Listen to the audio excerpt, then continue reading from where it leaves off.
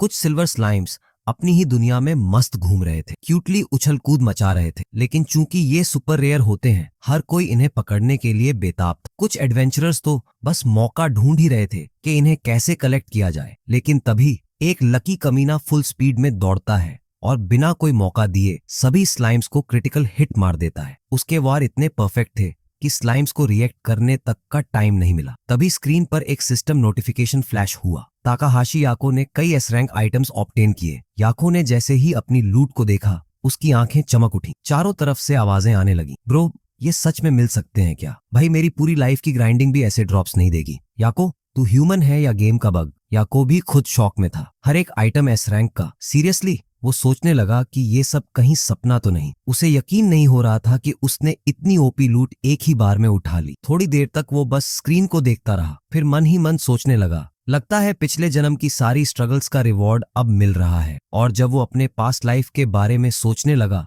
तो कहानी फ्लैशबैक में चली जाती है। 85 साल का एक ब्रॉन्ज रैंक एडवेंचरर एक पुरानी रेड क्लोक पहने पूरी तरह एग्जॉस्टेड एक डंगन में खड़ा था। ये टोक्यो डंजन पहली मंजिल था, जहां हर तरफ कैओस फैला हुआ था। एडवेंचरर्स इधर उधर भाग रहे थे। किसी के हाथ में फोन था जिसमें स्क्रीन पर कुछ मॉन्स्टर्स आते दिख रहे थे। एक मस्कुलर एडवेंचरर्स फोन उठाकर चिल्लाया, मॉन्स्टर्स आ गए, इट्स टोटल कैओस। कोई चीख रहा था कि अब बाहर रहना सेफ नहीं है, तो कोई कह रहा था कि डंगन के अंदर जाने का भी कोई फायदा नहीं, नीचे से और मॉन्स्टर्स आ रहे हैं। लेकिन याको वहीं खड़ा था, बिना कोई रिएक्शन दिए। एक यंग एडवेंचरर घबराकर उसके पास आया, बूढ़े अंकल भागो, अभी स्लाइम्स मारने का टाइम नहीं है। याको ने बिना बोले उसकी ओर देखा और एक सेकंड में उसका हाथ झटक दिया। फिर बिना किसी हेजिटेशन के वो सीधा स्लाइम्स की तरफ बढ़ गया। पीछे खड़ा वो लड़का अभी भी चिल्ला रहा था, आर यू सीरियस? अभी भी स्लाइम्स पे ध्यान दे रहे हो? पीछे से लोग फुसफुसाने लगे, ये बूढ़ा पागल हो गया है क्या? छोड़ो यार, इसने कभी कुछ अचीव ही नहीं किया। 85 साल का है, फिर भी ब्रॉन्ज रैंक पे अटका है। एक एरोगेंट लड़का आया और याको को धक्का दे दिया। याको नीचे गिरा, लेकिन हारा नहीं। वह बस खाली आंखों से देखने लगा और सोचने लगा कि इतने सालों में कुछ भी नहीं बदला। सिस्टम सबको ग्रोथ का मौका देता है, मॉन्स्टर्स मारो, लेवल अप करो, स्टैट्स बढ़ाओ। कोई मैजिक सीखता है तो किसी को किल्स मिलते हैं, लेकिन मेरा केस अलग है। हर बार जब उसने खुद को पुश किया, लिमिट संदेह से आगे निकला, हजारों घंटे ग्राइंड किया, तब भी कुछ नहीं बदला। लेकिन फिर भी उसने हार नहीं मानी। उसने कमजोर मॉन्स्टर्स को मारते हुए लेवल 99 तक का सफर तय किया, सिर्फ शेयर एफर्ट से। सिस्टम लिमिट लेवल 99 थी, यानी बस एक और स्टेप बाकी था। याको ने खुद से कहा, बस एक और, एक बार मैं टॉप पर पहुंच जाऊं तो सब कुछ वर्थ इट होगा। वह पूरी ताकत से स्लाइम पर झपटा, दहाड़ते हुए, मेरे स्टैट्स बस धीरे धीरे ब्लूम हो रहे हैं, फाइनल लेवल सब कुछ बदल देगा। लेकिन स्लाइम को मारना उतना आसान नहीं था। वह अपनी पूरी जान लगा चुका था, फिर भी ये छोटा सा स्लाइम उसे इक्वल फाइट दे रहा था। पसीने से भीगा हुआ, दांत भींचते हुए उसने जोर से चिल्लाया, ये सच होना ही चाहिए। और फिर system notification, congratulations, you have reached level 99। याको की सांसें तेज हो गईं। वह कांपती आवाज में बुदबुदाया। फाइनली उसकी उंगलियां भी कांपने लगीं। चमकती हुई स्क्रीन को घूरते हुए उसने सोचा, यही वो मोमेंट है जब सब कुछ बदलने वाला है। आंखों में आंसू छलक आए। उसने सिस्टम से मन ही मन विनती की, प्लीज मेरे सारे संघर्षों का कोई तो इनाम दो। एक और नोटिफिकेशन पॉप हुआ, स्ट्रेंथ +1। बस इतना? याको सन्न रह गया। धीरे धीरे सच उसके अंदर समाने लगा। अगले ही पल वह घुटनों के बल गिर पड़ा, चेहरा नीचे झुक गया, हाथों की पकड़ ढीली पड़ गई। फिर आह! उसकी चीखें पूरे डंगियन में गूंज उठी। सिस्टम, क्या ये सब बेकार था? आवाज इतनी टूटी हुई थी कि सुनने वाले को भी दर्द महसूस हो। गुस्से और हताशा में उसने एक और बार चिल्लाया, उत्तर दो। लेकिन चारों ओर बस रात जैसी अंधेरी आंखें चमक रही थीं। वे मॉन्स्टर्स उसे टकटकी लगाकर देख रहे थे, बस इंतजार कर रहे थे कि कब वह पूरी तरह से सकंब कर जाए। उसका शरीर भारी होने लगा, हाथ पैर हिल नहीं रहे थे। उसने अंदर ही अंदर मान लिया कि उसकी पूरी जिंदगी बस एक मजाक थी। हर किसी ने उसे लेस देन नथिंग समझा। वह अपनी माँ को नहीं बचा पाया, जो हमेशा उसे सबसे ज्यादा प्यार करती, और सबसे बुरा, उसने अपनी छोटी बहन की खुशी तक छीन ली थी। शायद मर जाना ही बेहतर है। लेकिन तभी सिस्टम एरर, पूरी स्क्रीन लाल चमकने लगी। Fatal error detected in Takahashi Yako का status system, deploying emergency repair patch क्रोनिचनाइचे से इंटीजेटिंग लाइफ रोलबैक। याको की कॉन्शियसनेस डार्कनेस में घुलने लगी। वह किसी और ही जगह खींचा जा रहा था और फिर धीरे धीरे अंधेरा रोशनी में बदलने लगा। अचानक उसने खुद को एक नई जगह पर खड़ा पाया। एक स्माइली रिसेप्शनिस्ट ने उसे देखकर गर्मजोशी से मुस्कुराया और कहा, congratulations, from this moment onward you are now an adventurer. Yako का दिमाग शॉक में चला गया। Wait, what? अभी तो मैं मरा था। थोड़ा हिचकिचाते हुए उसने पूछा, कुछ गड़बड़ तो नहीं हुई? रिसेप्शनिस्ट ने हंसते हुए जवाब दिया, नोप, एवरीथिंग इज परफेक्टली फाइन। याको ने जल्दी से ओके ओके धन्यवाद बोलकर खुद को नॉर्मल दिखाने की कोशिश की और वहां से निकल गया। वह एक कोने में गया, फोन निकाला और डेट चेक की। March 15। याको की आंखें चौड़ी हो गई। This is the exact same day I first registered as an adventurer in my past life. उसका दिमाग स्पिन करने लगा। उसने स्टेटस स्क्रीन को कॉल किया और देखा कि सब कुछ वैसा ही था जैसा उसकी पहली जिंदगी में था। लेकिन फिर वेट, आई कैन स्क्रॉल। उसने नीचे स्क्रॉल किया और एकदम सन्न रह गया। सारे स्टैट्स अनचेंज थे सिवाय एक के luck 999.99 maxed out. Bro this is insane. Lock luck stat अब पूरी तरह मैक्स था। 70 साल की घटिया जिंदगी के बाद अब किस्मत पूरी तरह ओपी हो चुकी थी। पर क्या ये सच में मेरी लाइफ को इम्पैक्ट करेगा? टेस्ट करने के लिए याको ने सबसे आसान चीज चुनी, slime hunting. Tokyo dungeon, first floor, चारों ओर ब्लू स्लाइम्स कूद रहे थे। इन्हें देखकर स्ट्रेंजली कंफर्टिंग फील हो रहा था। लेकिन तभी वेट, वो उसकी कीन आईज ने एक अनोमली पकड़ ली। एक सिल्वर स्लाइम, एक अल्ट्रा रेयर मॉन्स्टर जिसे उसने पहली लाइफ में सिर्फ एक बार देखा था और तब भी पकड़ नहीं पाया था। Not this time. याको ने अपने वेपन को रीएडजस्ट किया। बस एक और स्टेप और वह इसे अटैक कर सकता था। सूश, एक तीर जमीन में आ गिरा। उप्स, सॉरी, मिसफायर, कोई दूर से चिल्लाया। लेकिन याको का दिल डूब गया। सिल्वर स्लाइम डर से कांपने लगा। अब ये भाग जाएगा। No no no no. लेकिन फिर स्लाइम ने कुछ ऐसा किया जिसकी किसी को उम्मीद नहीं थी। वह भागने के बजाय पलटा और अटैक कर दिया। याको सदमे में था, लेकिन यह उसका ओपनिंग था। उसने पूरी ताकत से अटैक मारा। स्प्लैट, उसकी वेपन सीधे सिल्वर स्लाइम के कोर में घुस गई। बूम, स्लाइम बर्स्ट हो गया। डिंग, याको को महसूस हुआ कि और तुरंत ही एक जबरदस्त एक्सपीरियंस का सर्ज उसके अंदर दौड़ गया। Level up level up level up. लेकिन क्रैप, मेरा हथियार टूट गया। सिल्वर स्लाइम की टफनेस से याको इम्प्रेस था, लेकिन अब उसे बेहतर हथियार चाहिए था। लेकिन तभी वेट, व्हाट्स दैट लाइट? जहां स्लाइम खड़ा था वहां से एक चमकदार लाइट निकल रही थी। जब वह ध्यान से देखा तो उसकी सांस रुक गई। नो फ्रीकिंग वे, एक एस रैंक ड्रॉप। किस्मत वाकई में ओपी है। याको ने great sword of the silver slime उठाया और उसकी बारीकी से बनी डिजाइन को देखकर दंग रह गया। तलवार का अटैक पावर काफी ज्यादा था, लेकिन एक दिक्कत थी, 30% मिस चांस। अरे यार, ये तो स्लाइम की ही खासियत है, बचने में उस्ताद। उसने गहरी सांस ली, लेकिन फिर मुस्कुराया। कोई बात नहीं, ये तो सिर्फ शुरुआत है। वह आगे बढ़ने ही वाला था कि अचानक, रुको, ये सच में हो रहा है या मैं सपना देख रहा हूँ? उसके सामने 4 और सिल्वर स्लाइम्स आ गए। एक भी स्लाइम मिलना पहले नामुमकिन था और अब यह पूरी बारात लेकर आ गए। पर अब सोचने का वक्त नहीं था। स्लाइम्स एक साथ उस पर झपट पड़े। अब खेल खत्म। याको ने तलवार की पकड़ मजबूत की। हाई मिस चांस, तो क्या हुआ? मैं हार नहीं मानूंगा। लड़ाई शुरू हुई। स्लाइम्स तेजी से उछल रहे थे, डॉज कर रहे थे, लेकिन आखिरकार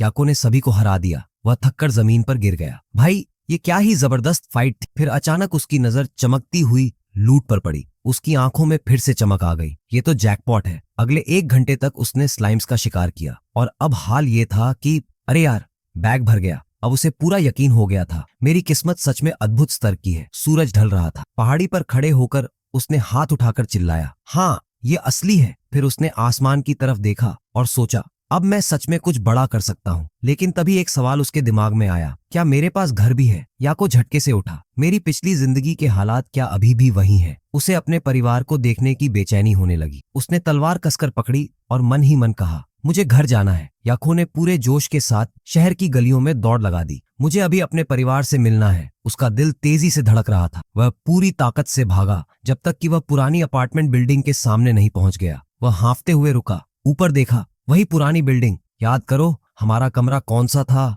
उसकी नजर एक दरवाजे पर पड़ी, ताकाहाशी नाम की नेम प्लेट। उसकी यादें अचानक ताजा हो गईं। हाँ, रूम नंबर 203। वह एक पल के लिए रुका, फिर धीरे से दरवाजे की ओर हाथ बढ़ाया। अंदर से हल्की सी आवाज आई, दरवाजा खुला और उसके सामने उसकी छोटी बहन खड़ी थी, बड़ी सी स्माइल के साथ। उसकी आंखों में चमक थी। वेलकम बैक बड़े भाई। याको की आंखें नम हो गईं। उसने झपटकर अपनी बहन को कसकर गले लगा लिया।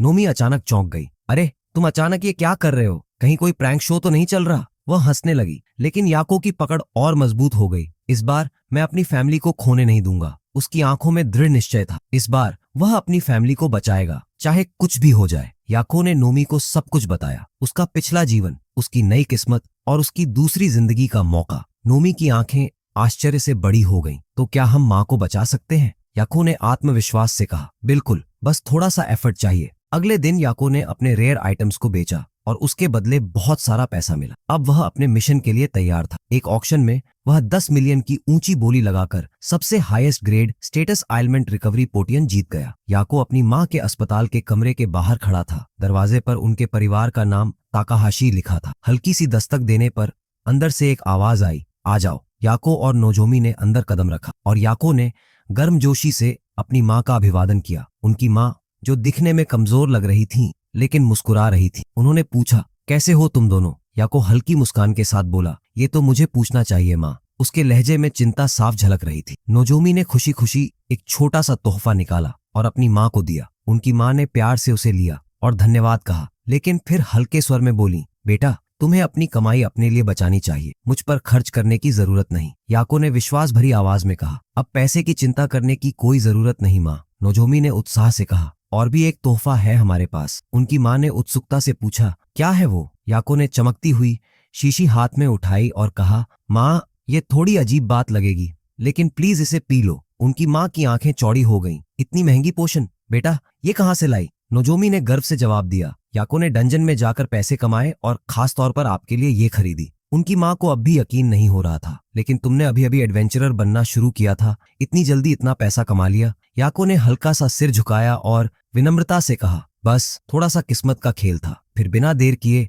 उसने पोशन उनकी तरफ बढ़ा दी। प्लीज माँ, इसे पी लो। उनकी माँ ने हल्के संकोच के साथ शीशी खोली और एक घूंट लिया। कुछ ही सेकंड में उनका शरीर हल्की चमक से घिर गया। वो अचानक से हल्का महसूस करने लगी और उनकी सांसें सामान्य हो गईं। ये क्या? मेरी सांसें पहले से बहुत आसान लग रही हैं, उन्होंने हैरान होकर कहा। याको और नोजोमी राहत की सांस लेते हुए मुस्कुरा दिए। नोजोमी ने खुशी में याको को जोरदार हाई फाइव दी और चहक कर बोली, भैया, तुम सबसे बेस्ट हो। उनकी माँ ने हंसते हुए कहा, पर बेटा, इसका स्वाद तो बिल्कुल भी अच्छा नहीं था। याको ने हल्के से मुस्कुराते हुए उन्हें एक छोटी सी ट्रीट पकड़ा दी। लो, मुंह का स्वाद ठीक कर लो। उनकी माँ की हालत अब पहले से काफी बेहतर थी। कुछ हफ्तों की रिहैबिलिटेशन के बाद डॉक्टर ने उन्हें घर पर रहने की अनुमति दे दी। जब वो याको और नोजोमी के साथ अस्पताल से बाहर निकली तो सूरज की रोशनी में उन्होंने गहरी सांस ली और बोली, ऐसा लग रहा है जैसे कोई सपना देख रही हूँ। हम सब फिर से साथ हैं। नोजोमी ने खुशी से कहा, माँ, ये सपना नहीं, हकीकत है। कुछ दिनों बाद उनकी माँ रसोई में खड़ी बर्तन धो रही थी। मुस्कुराते हुए बोली, घर जैसा सुकून कहीं नहीं। नोजोमी ने कहा, सच में, माँ के ठीक होने से बेहतर कुछ नहीं। याको की मुस्कान हल्की हो गई। हाँ, लेकिन ये काफी नहीं है। नोजोमी चौंक गई। क्यों भैया, क्या हुआ? याको ने गंभीरता से कहा, पोषण ने बस बीमारी को रोका है, पूरी तरह ठीक नहीं किया। हमें इससे भी ज्यादा ताकतवर चीज चाहिए। तो अब क्या करना होगा? नोजोमी ने पूछा। याको ने दृढ़ता से कहा, हमें लेजेंडरी एल रैंक आइटम चाहिए। एलिक्सिर? नोजोमी ने उत्साह से कहा, भैया, मैंने टीवी पर सुना था कि दुनिया के टॉप एडवेंचरर्स ही इसे ढूंढ पाते हैं। याको ने सिर हिलाया। एलिक्सिर के असर इतने जबरदस्त होते हैं कि वो किसी को भी मौत के मुहाने से वापस ला सकता है, लेकिन ये सिर्फ डंजन के 50वें फ्लोर से नीचे मिलता है और इसे खरीदा नहीं जा सकता। नोजोमी की आंखें चौड़ी हो गईं। मतलब हमें खुद ही इसे लाना होगा? याको ने बिना एक पल गंवाए जवाब दिया।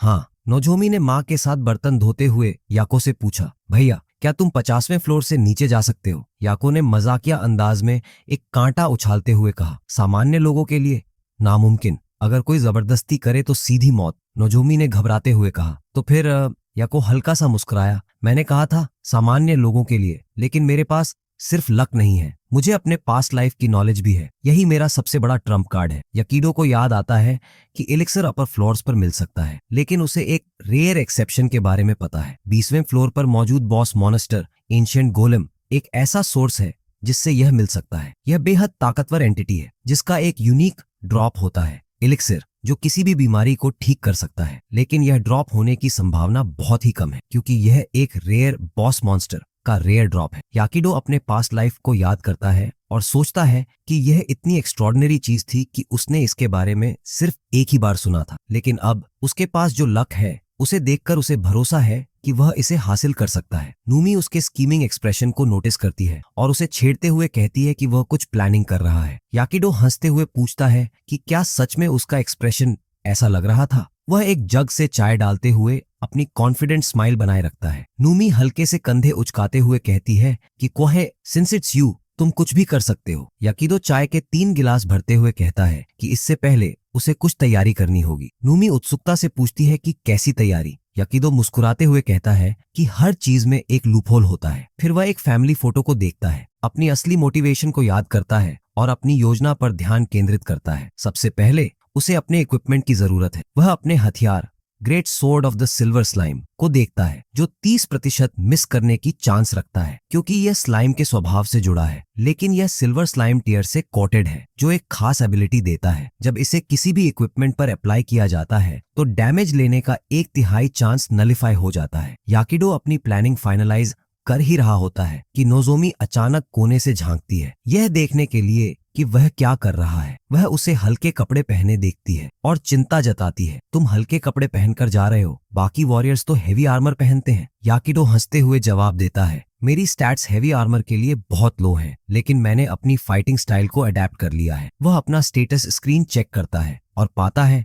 कि उसकी स्ट्रेंथ, एंड्योरेंस और एजिलिटी अभी भी कमजोर है, लेकिन उसकी लक मैक्स्ड आउट है। यह उसे बाकी एडवेंचरर्स से अलग बनाती है। याकिडो को एहसास होता है कि वह फुल आर्मर नहीं पहन सकता, तो उसे अपनी ग्रेट सोर्ड को एफिशिएंटली यूज करना होगा। लेकिन उसे अपने लेवलिंग अप से मिले स्किल्स पर भरोसा है। उसका सबसे भरोसेमंद एबिलिटी ग्रेट लेयरिंग स्ट्राइक उसे 30% चांस देता है कि वह ट्रिपल क्रिटिकल अटैक कर सके, जिससे उसकी रॉ पावर की कमी पूरी हो जाती है। याकिडो डंजन के लिए निकलने ही वाला होता है कि उसकी बहन पूछती है, तुम्हें पहले अपनी स्टेट्स नहीं बढ़ानी चाहिए? वह 5वीं मंजिल के मॉन्स्टर्स के बारे में कुछ कहने लगती है, लेकिन फिर रुक जाती है। याकिडो अचानक मलिस क्राउन एरिया की डरावनी यादों में खो जाता है। नूमी उसे बताती है कि 5वीं फ्लोर के मॉन्स्टर्स से रेयर मिरेकल फ्रूट मिल सकता है। याकिडो सीढ़ियों से नीचे उतरते हुए उसकी बात सुनता है। ख्याल रखना, नूमी उसकी चिंता करते हुए कहती है। फिर वह एक लंच बॉक्स उसकी ओर बढ़ाते हुए हल्के से मुस्कुराती है। मिरेकल फ्रूट तुम्हारा पेट भर सकता है, लेकिन प्रॉपर खाना जरूरी है। याकिडो नूमी की तरफ देखता है, फिर लंच बॉक्स लेकर मुस्कुरा देता है और उसे अपनी इन्वेंट्री में स्टोर कर लेता है। थैंक्स नूमी, वह कहता है, फिर दरवाजे की ओर बढ़ता है और पीछे मुड़कर उसे विदा देता है। नूमी उसे हाथ हिलाते हुए कहती है, जल्दी लौटना। डंजन के एंट्रेंस पर पहुंचकर याकिडो एक अंधेरे अजीबोगरीब जंगल में कदम रखता है, जहां अजीबोगरीब पेड़ पौधे और ग्लोविंग फंगी चमक रहे हैं। वहां एक खतरनाक मांसाहारी फूल दिखता है, जिससे उसे वहां के एनवायरनमेंट का अंदाजा हो जाता है। वह अपने चारों ओर देखते हुए टावरिंग एंशिएंट ट्री को देखता है और उसे एहसास होता है कि वह टोक्यो डंजन के 5वें फ्लोर एलिस क्राउन सेक्शन तक पहुंच चुका है। याकिडो जानता है कि इस फ्लोर पर प्लांट टाइप मॉन्स्टर्स होते हैं जो घात लगाकर हमला करने में माहिर होते हैं, लेकिन यह अभी भी डंजन का शैलो लेयर है, जिसे दूसरे एडवेंचरर्स ने पहले ही कॉन्कर कर लिया है। इसलिए जब तक उसके पास मैप है, तब तक उसे ज्यादा परेशानी नहीं होगी। जल्द ही वह ट्रेंट नेस्ट तक पहुंचता है और वहां के मॉन्स्टर्स को पहचानता है। वे अपने मिमिक्री स्किल्स की वजह से एम्बुश टैक्टिक्स में माहिर होते हैं। याकिडो जंगल में साइलेंटली मूव कर रहा था। उसके शार्प आईज हर पेड़ पौधे को एनालाइज कर रहे थे। ट्रे एंट्स दिखने में नॉर्मल ट्रीज जैसे लगते थे, but their disguise was not perfect. Yakido ने तुरंत उनकी वीकनेस पकड़ ली। उनके लीव्स में वेन्स नहीं थे और उनकी रूट्स अजीब डायरेक्शन में ग्रो कर रही थी। वह हल्के से स्मर्क करता है। बस्टेड। याकिडो अपनी ग्रेट सोर्ड टाइट पकड़ता है और एक पावरफुल अटैक लॉन्च करता है। उसकी सोर्ड से निकला प्रोजेक्टाइल एक ट्रे एंट से टकराता है और बैम, क्रीचर सडनली अपनी असली फॉर्म में आ जाता है। जमीन से एक मैसिव ट्री मॉन्स्टर निकलता है। उसकी ग्लोविंग रेड आईज याकिडो को घूर रही थी, बट याकिडो को डर नहीं लगता। वह तो बस और एक्साइटेड हो जाता है। लेट्स एंड दिस, वह ग्रिन करते हुए कहता है और बिना टाइम वेस्ट किए सीधा अटैक कर देता है। याकिडो की सोर्ड सीधा क्रिटिकल हिट करती है। स्वूश और स्लैश। ट्रे एंट 2 टुकड़ों में बंट जाता है। टू इजी, वह मजाक में खुद से कहता है। लेकिन तभी टिंग, एक नोटिफिकेशन स्क्रीन उसके सामने चमकती है। Rare drop, miracle fruit. Yakido नीचे झुककर वह चमकता हुआ फ्रूट उठाता है। विदाउट थिंकिंग ट्वाइस वह एक बड़ा टुकड़ा खा लेता है। Taste like Apple and pair, not bad. पर असली एक्साइटमेंट टेस्ट नहीं था, बल्कि स्टैट बूस्ट था। जैसे ही वह अपनी स्टेटस स्क्रीन चेक करता है, उसके स्टैट्स धीरे धीरे बढ़ने लगते हैं। ओ ये काम कर रहा है, वह एक्साइटेड होकर कहता है। अब वह और भी ज्यादा ट्रे एंट्स हंट करने का डिसीजन लेता है। नॉन स्टॉप फाइट करता है और फ्रूट ईट करता है ताकि और ज्यादा स्ट्रांग बन सके। कुछ घंटे बीत जाते हैं। याकिडो अभी भी फाइटिंग और मिरेकल फ्रूट्स ईट करने में लगा है, लेकिन अब उसे थोड़ी बोर्डम महसूस होने लगती है। सेम फ्रूट बार बार खाने में मजा नहीं आ रहा। वह साई करता है, लेकिन फिर एक थॉट आता है, वेट, क्या मैंने अपनी ग्रोथ लिमिट रीच कर ली? वह जल्दी से अपनी स्टेटस स्क्रीन चेक करता है और देखता है कि उसके स्टैट्स अब एक एवरेज वॉरियर जितने हो चुके हैं। वह थोड़ा स्ट्रेच करता है और फाइनली डिसाइड करता है टाइम टू हेड बैक। जैसे ही वह जाने के लिए मुड़ता है, अचानक उसका सिक्स्थ सेंस एक्टिवेट हो जाता है। किसी की प्रेजेंस महसूस होती है। Who's there? वह तुरंत अलर्ट हो जाता है। तभी दो आदमी सामने आते हैं, एक टॉल और आर्मर्ड,